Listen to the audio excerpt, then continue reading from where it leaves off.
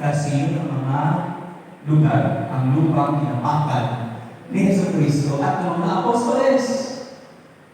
So, kung pwede pagdating mo doon sa Jerusalem, umalik ka sa lupa. O hindi na lupa kayo, sinitado lang kasi hindi ng mga, may mga adobe. So, mainit o hindi ka na pumasok. So, anyway, mahalaga ang pilgrimage. Just to release na nila na ang ating nababasa sa Biblia, totoo nga, nandun ang mga lugar. Naglalakbay si Kristo kasama ang mga pipilit ng apostoles at ang mga sumunod sa Kanya, disipulo. Kaya ito yung mahalaga. Pilgrimage na pinag-usapan natin. Baka pagdating ng mga araw pabiyayaan kayo, may chance kayo pumunta sa Jerusalem, Holy Land, no? So ito yung pagkakataon na you have to really to experience yung grasya na marinis mo, marikon mo lahat ang nangyayari sa kwento sa Biblia.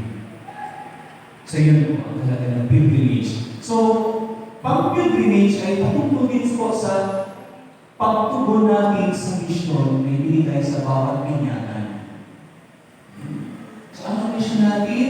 Sundan si Kristo. Ano din po sa sundan? Ipagpatuloy ang misyon ni Kristo. Dito sa mundo. So, magpatuloy siya sa kanyang buhay. So, yung misyon. Maging spiritual siya kung ating titingnan ang bawat ginagawa nating paglalakbay ay patungo sa daan sa krus. Bakit po?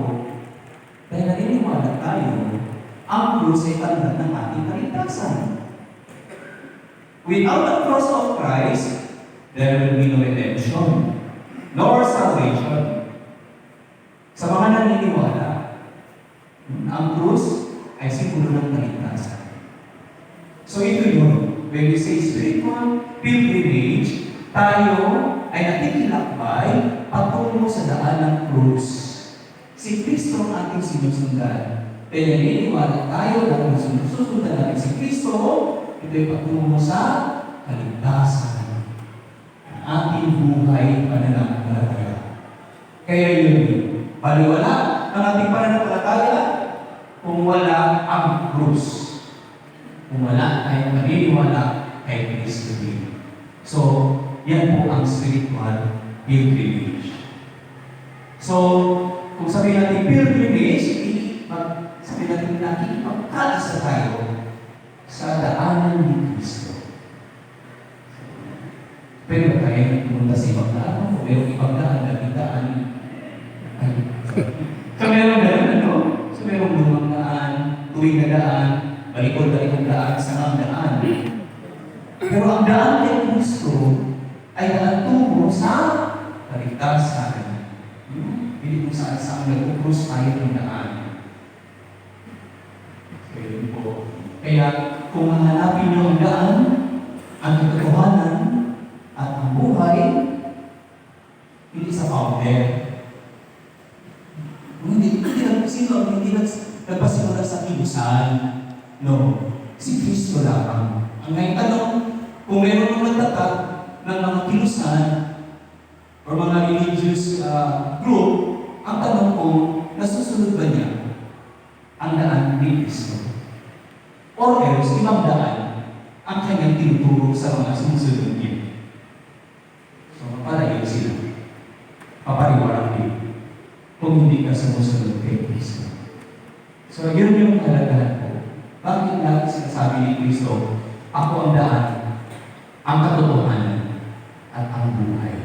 So, yan ang dapat natin maisip pag tayo nagkaroon ng pilgrimage. Religious man or spiritual pilgrimage. So, yun, kung nakita natin ito si Kristo lagi may pagbabahagi ng kanyang sarili, pagkain, pag-aral, at pagpapaliwanag sa salita ng Diyos. Yan. Sa spiritual basis, pagkatapos ng pilgrims, punta naman tayo sa pag-asa. Mahalaga po kasi sa buhay na ito pag-asa. Dahil pagkatao ay may pananampalataya at walang pag-asa, kulang po yun. Kung may pag-asa ka naman at pananampalataya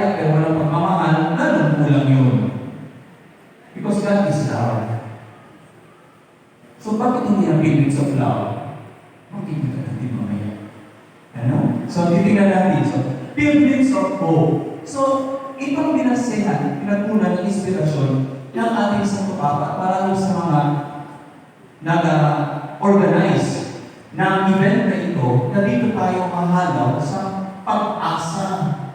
Bakit kaya pag-asa? No? So, bago tayo punta doon, ating titingnan kung saan ginawa ang salitang pag-asa, ano ang inspiration ito, pagsabihin natin sa banal na kasulatan. So, nasa John, sa Ebanghelyo ni Juan, doon ang emphasis ay pag-asa. Bakit pag-asa? Dahil may pangako ng buhay na walang hanggan at muling pagkabuhay. So, lahat ng mga naglakbay sa mundong ibabaw, kailangan may pag-asa sa buhay na walang hanggan. At sa buhay na, bukod sa buhay na walang hanggan ay muling pagkabuhay din kay Kristo. Kaya pag-asa ang lutukan dito sa Ebanghelyo ni San Juan. At ang sinasabi din dito na pag-asa din ang nakikita ng turo ni Jesus siya'y sa bundok. No? Sa isang bundok na siya'y nagbigay ng paliwanag sa Beatitudes. Mapalad kayo. Yun, lahat na paano tayo maging mapalad. So, mapalad kayo inuusig, mapalad kayo'y naghihirap. Pero ang higit sa lahat, inuna yung mapalad, blessed are the poor in spirit. Kasi po, ang pagiging mapagkumbaba, poor, ay daan ng ating Panginoon upang mas mapalapit ka sa Kanya. Kasi ang tao hindi marunong magpagkumbaba, ay papasok sa doon sa pinakamataas na klase ng kasalanan na pride.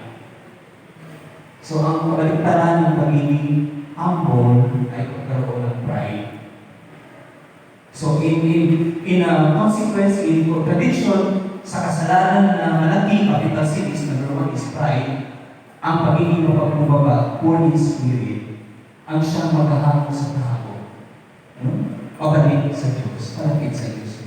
Kaya ang pagiging mapata, humility sa Diyos, kahit na anong edad namin, magiging mapagkumbaba pa rin tayo, so hindi makalayo sa kahiyang ng Diyos. Kaya namumukas ang iyong puso at kalooban sa pagtanggap na ikay tao na. Pero sa pagiging tao, ikay makagawa ng mga bagay na ikalulunod ng Diyos at kayo tulutan mo siyang gumalaw sa buhay mo. So yun ang pagkakagawa. So maganda po itong tingnan natin ngayon sa aspeto ng pag-asa at paano din tayo makahamon ng inspirasyon kung ito ang pinagmulan ng ating tema ngayon, Pilgrims of Hope. Ayan. So ito yung Sermon of the Mount ni Jesus Cristo. Example of picture. Ayan. Okay. I'm sorry. The picture was so next. Ngayon po, ito ang example sa Beatitudes. Kung iba let us review na lang. Ilang Beatitudes meron siya? If I'm not mistaken, siya. So, ang una is, blessed are the poor in spirit, for theirs is the kingdom of heaven. So, nakabold siya. Bold letters. Yan ang unang-una na nasambit ng ating Panginoon dahil marami sa tao, kahit sa kasapuyang panahon, ay inaangat ang sarili. Hindi ang Diyos ang inaangat. At sa maraming pagkakataon, maraming accomplishment, bus ang kanyang sarili. Yun ang kalimutan. Na ang mga bagay, kabutihan, grasya, biyaya, ay galing sa Diyos. Kaya you need to be humble in spite anuman ang iyong naabot sa buhay. Para malapit ka sa kanya ng Diyos. Blessed are the poor in spirit, for theirs is the kingdom of heaven. So ito yung unang-una. Pag sa last namin ko, kanay, blessed are those who are persecuted in many ways at siniraan ka ng iba't ibang pamamaraan dahil sa pagpapahayag mo sa katotohanan, pagpapahayag mo sa pananampalataya, at pagsunod mo kay Kristo. Magdiwang ka at magsaya ka dahil hindi ka malayo sa paghahari ng Diyos sa buhay. Sinusundan mo ang kanyang yapak, ang kanyang daan. Siya ay ganun din. Nakaranas din pag-uusig. pagpapahirap. Sa buhay ng Kristiyano, hindi lang puro masaya. May mga bagay din na may pagsubok sa ating pananampalataya. So yun yung mga bagay nun. So ang pangalawa, blessed are those who mourn, for they will be comforted. Mga pangako to. Pangako ng Diyos na ang mga karanasan ng tao sa ngayon ay hindi ito mananatili. May pagbabagong mangyayari sa pagdating ng ating Panginoon. So kung kayo ngayon naghihirap, hindi ka dapat walang pag-asa. Ang pag-asa ay, sabihin mo, dadaan lang ito. Lilipas ang ito lahat ng bagay. Ako din, lilipas din. Lilipas din sa iyo. Eh bakit ka problema? Lilipas ang ito. Pero hindi tayo magtatapos dito. Ang kwento ng buhay ka ng palataya ay magpapatuloy habang tayo naniniwala kay Kristo. Hindi siya magtatapos lang dito sa mundo nito. Pero may pagbabago sa pagdating muli, sa pagbabalik muli ng ating Panginoon. So yun yung mga papasa na nag-araw-araw persative at meditable. So, yun pangatlo, blessed are the meek, for they will inherit the earth. So magmamana ka ng mga sabi natin yaman sa mundo. Yaman na hindi so kahit na siguro sabihin natin ang iba ay gusto nila magkamano ng halos lahat ng bagay sa mundo, pero hindi yan papasa kanya dahil po bakit? Maiiwan lang din naman yan. Bakit madala ba yan sa libingan? Hindi. Pabalik din tayo sa lupa kasi lupa tayo na galing, pabalik tayo sa kanya muli kung saan tayo nagdani. So maiiwan ng mga bagay yung nararatag sa mundo. Ang tanong, kung mga bagay na meron ko ngayon, ang tanongin mo kanino kung maiiwan yun? So kanino, para kanino ang mga bagay na maiiwan? So ang pag-aari na ibigay sa atin ng Diyos, ang yaman, ay ang yaman na hindi magagaling lang sa mundo, kundi ang yaman ng buhay na walang hanggan. Ang kaligtasan. So yun. Siya ang makakaroon ng yaman kasali na to. Yung pinangako na bagong mundo at bagong langit. New earth. New heaven. So hindi naman sisirain talaga ng Diyos ang kanyang nilikha. Papalipaguhin lang niya. Papalipaguhin lang niya. Kagaya ng isang bagay na ang ama ay nagbigay ng regalo sa anak. At alam ba natin na ang pinakamalaking regalo ng Diyos Ama sa anak na si Jesucristo ay ang nilikha niya. The creation. So, hindi ba ako nagbigay ng regalo ng anak, ikaw mabawasan ng regalo mo? Hindi. Pagpus, mas papadaldagin mo ka upang mas kasiyasan niya. At very appealing sa anak. Kaya nga sa mga huling araw, ang anak na ang mamumuno at magiging Diyos sa lahat ng mga nilikha. Siya ang mabuhusga pagdating ng anak. Ang anak na nagmamayari na ng lahat ng nilikha, which is ang ginagalo ng Diyos sa kanya. So yun, ang isisunan ng Diyos, makakalimaguhin niya pagdating, pagbalik muli ng kanyang tunan. So blessed are those who hunger and thirst for righteousness, for they will be filled. Totoo po. Nangyayari yan ngayon, magmunang panahon, hanggang sa ngayon, mga injustices. Maraming mga injustisyang nangyayari. Maraming pang mga kaso na nakabibil kasi sa korte. Hindi masolve-solve, atong-atong.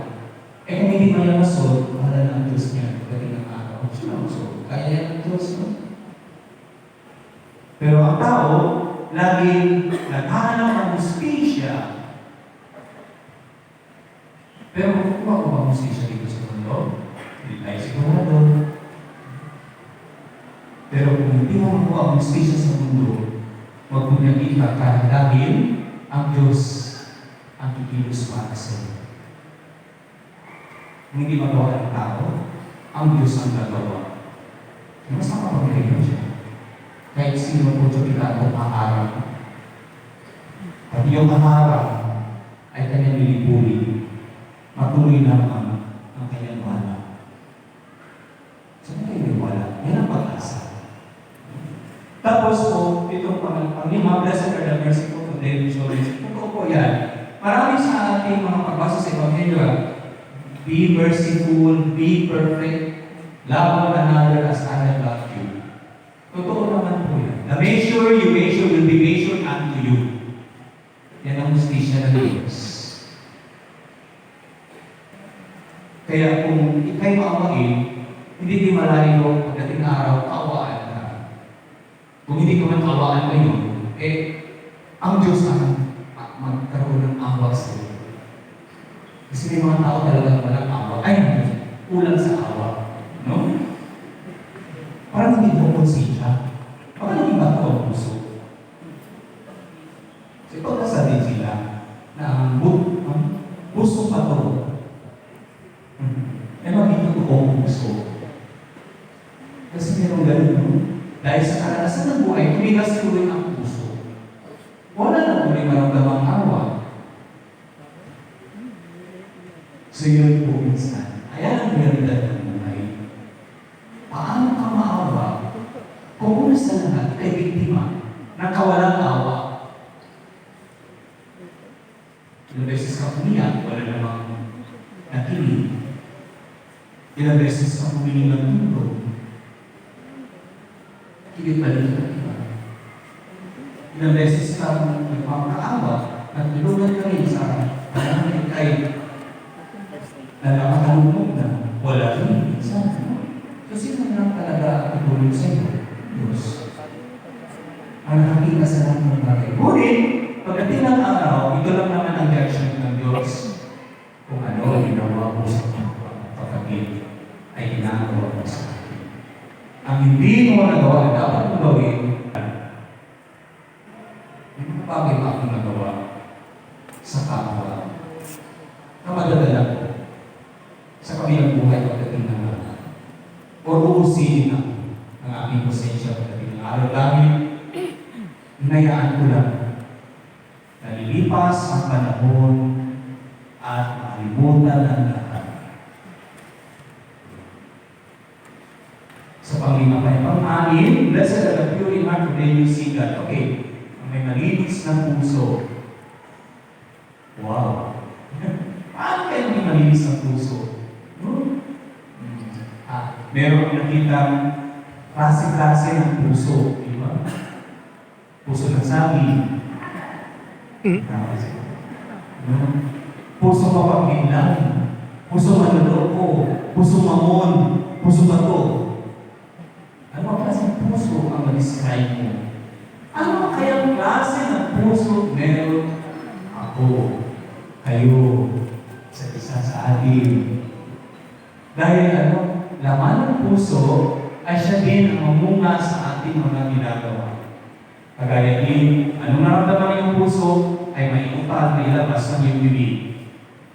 Example, pagaling ka. Anong lalabas sa iyong bibig? Di ba pagmumura? Pag ikay masaya, anong lumalabas sa iyong bibig? Maganda. At magpalibre ka pa. Masaya. At iba't iba pang nararamdaman. So, ang puso, naman ang puso ng taong malinis, ay ikay, makakita sa Diyos.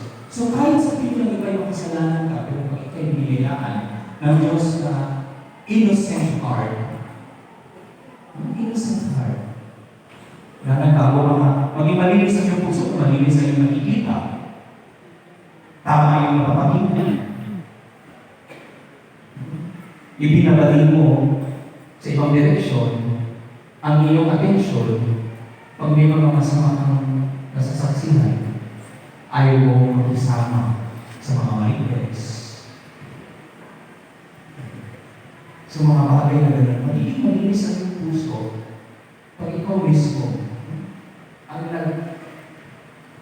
nagsisikap na hindi madumisan ang iyong isip, ang iyong mata, ang iyong damdamin, ang iyong salita. Pagiging madumisan. At madalas ka nagdarasal at humihingi ng kapatawaran. Mamaya may pasas sa iyo.